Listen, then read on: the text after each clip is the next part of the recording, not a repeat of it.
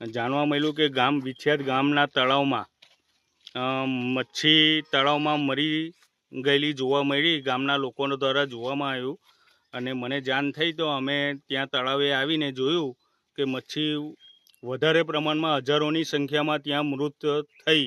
કયા કારણોસર મૃત થઈ તે હજુ જાણવા મળ્યું નથી ને તેના માટે ગ્રામ પંચાયત દ્વારા મારા ઘરમાંથી છે મિસિસ ને હું ગ્રામ પંચાયતનો સભ્ય યાદવ પ્રદીપસિંહ ઘનશ્યામસિંહ ત્યાં મામલતદારશ્રી અને તાલુકા વિકાસ અધિકારીને પણ જાણ કરવામાં આવી હતી કે ભાઈ આ રીતે ગામમાં તળાવમાં મચ્છી મરી ગઈ છે તે એના માટે આગળની શું પ્રોસેસને કયા કારણોસર મરી છે એની તપાસ થવી જોઈએ અને જે એનો ગુનેગાર હોય એને કડકમાં કડક સજા થવી જોઈએ.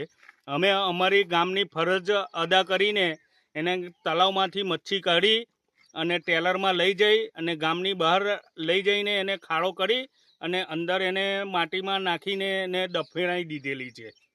બરાબર, એ રીતે 3 દિવસથી સતત કાર્યક્રમ આ ચાલુ જ રહે છે તો પણ હજુ કોઈ અધિકારી કોઈ અહીંયા ગામ પર જોવા આવ્યા નથી. શું તમારી શું માંગ છે?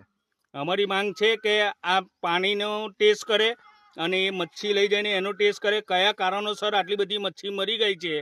અમારા આદિવાસીઓની રોજીરોટી બી આનીમાંથી જતી રહી છે. બરાબર, એ ચોમાસામાં કંઈ કામ ના હોય તો એમાંથી મચ્છી કાઢીને બી એ વેચાણ કરીને એમનું ગુજરાન ચલાવે છે.